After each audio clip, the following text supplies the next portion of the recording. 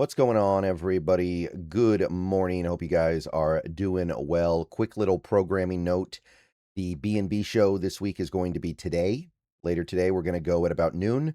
We're going to be talking about safeties in the upcoming NFL draft. Probably going to be a shorter show because there aren't a metric ton of safeties. And also, it's probably not going to be the most compelling position. It's almost like it's kind of like the last position that is decently compelling for Seahawks fans, but I know that it's not on the level of the others. So it's probably not going to take too long, but we are going to go today. Tomorrow's not going to be a good day for me, so we're just going to go ahead and go a day early. So try to tune in, and if you can't tune in, then try to catch the VOD. All right, so we're going to do another mock draft, and this is going to be the first time I hit a mock draft with some trades. Not a lot, but just to experiment. This video is sponsored by Prize Picks, more on them later, but Seahawks mock draft 13.0. And we're going to actually lead off with a trade here. And I mean, Bill Barnwell kind of gave me the idea, but I didn't take his trade. So I'm trading 32 overall, first round pick, 32, to Cleveland. But I'm not going to do the same haul that Barnwell gave the Seahawks because his haul that the Seahawks got for pick 32 from Cleveland when he did this trade was a little bit pie in the sky.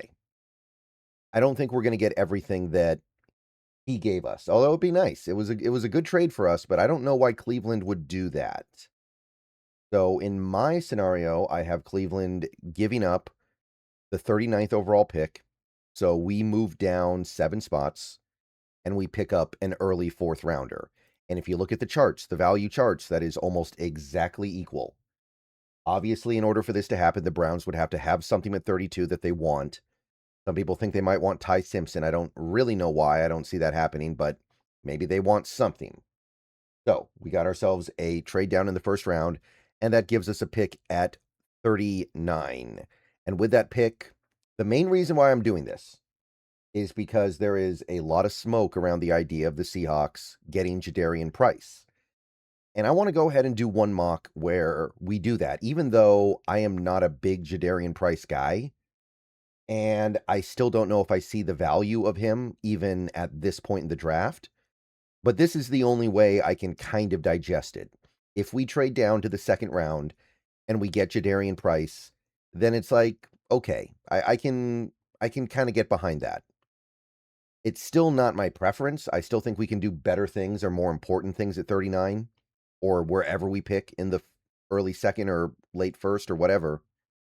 But I want to go ahead and at least offer it up. So Jadarian Price at 39 would be okay. Again, the main reason why I'm doing this is because a lot of mocks have us doing this, and I want to do at least one where we do.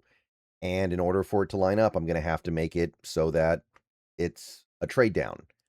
And we pick up an extra 4th round pick out of it. I'm not upset about that.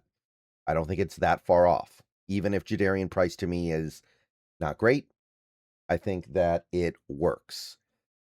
He does offer some speed to the outside for zone, and there are some commendable attributes with him as a running back. Do you like sports? If you do, then the best way to make them even better and more exciting is using Prize Picks, where it always feels good to be right. Prize Picks makes daily fantasy simple.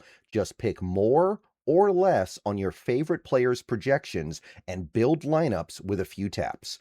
Whatever sport you're into, Prize Picks gives you a fun way to stay locked in while you're watching. I've had a great time using Prize Picks so far. It makes this daily fantasy thing so easy and fun, and it even makes watching the games way more exciting. And with the cool social feeds feature, you can share lineups with your friends and even follow partners to tail or fade their picks. Obviously, we're in the NFL offseason right now, but we've got basketball, baseball, hockey, all kinds of other stuff, so don't be afraid to test things out in whatever sport clicks with you. You can even pick multiple sports in the same lineup and sweat everything at once. And don't forget about team picks, where you can pick winners, spreads, and totals on any major game. So, download Prize Picks, America's #1 sports app. And don't forget, code HMA, that is HMA, gives you $50 in lineups after you play your first $5 lineup. Prize Picks. It's good to be right. And remember, always gamble responsibly. All right, so after that, we've got our pick at 64, and this one's kind of interesting, but I got to take advantage of this now. Right now, Gennings Dunker, and a lot of you guys are familiar with this guy because there was a lot of buzz around maybe the Seahawks getting him in their first round pick or early second. For whatever reason, Dunker has fallen to the back end of the second round on the aggregate big board. I don't know why. I don't know why suddenly the evaluators and the big boards are down on him. For whatever reason, even though he looks like he has tackle length, the big boards are down on him pretty heavily right now, and I think they have him around 61.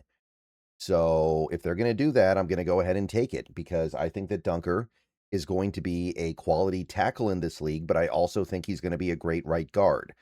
And the value at that point is too much to pass up. So I'm doing it. Gennings Dunker has an opportunity to start basically day one at right guard over Anthony Bradford. And even if he doesn't, he's the heir apparent because Bradford's in a contract year. And I do think he will make the team better possibly now and definitely later. And he also provides tackle depth if something happens with Abe Lucas, which I know Abe Lucas was healthy last year, but he has been unhealthy before. So it's not a bad idea to cover your bases there beyond just Josh Jones.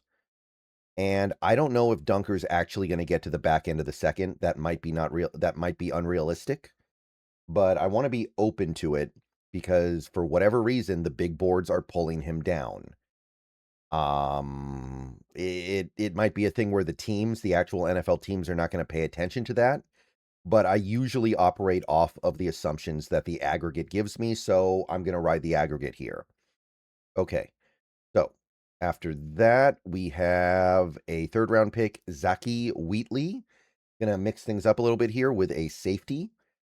Zaki Wheatley from Penn State. I'm going to talk about him a little bit later today in the show with Brandon, by the way, so tune in for that, but safety that I ended up liking quite a bit when I scouted him. I feel like he's a second round player, but you can probably get him in the third. Another one of these Penn State guys that is really talented, but doesn't produce as much as you would expect in college, but they have an opportunity to really kind of realize their full potential when they get to the next level. I think he's a good fit for McDonald's scheme. Versatile, got a good amount of talent, got some athletic ability. So I think if you get Wheatley, he's a third or fourth safety for a year, special teamer. And then in 2027, Julian Love might be moved on from. Ty Okada, we'll see where we are with him, depending on how he plays.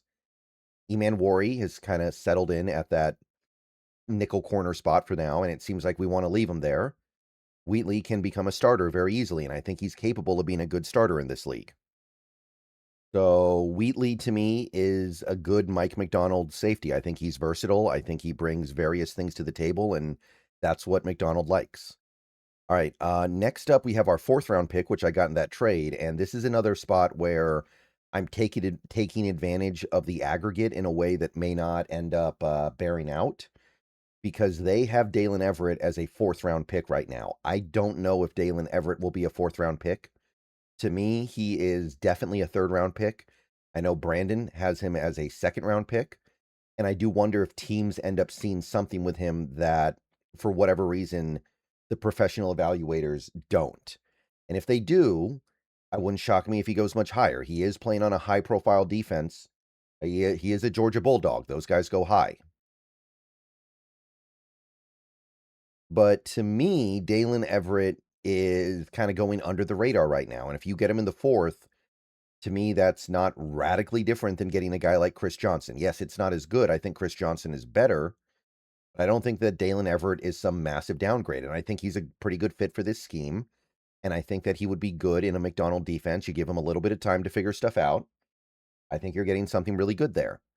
Dalen Everett is probably going to become one of my go-tos in future mocks because I think he's undervalued. And finally, sixth round, I'm going with a nose tackle, Albert Regis, kind of an undersized nose. Not sure if he's really a nose, not sure if he's really a three tech, but you're in the sixth round now. I don't really know what else to do. It just kind of struck me as something fun. Texas A&M Aggie. Gonna always win leverage. Gonna be a reasonable problem for blockers, I think, because of that.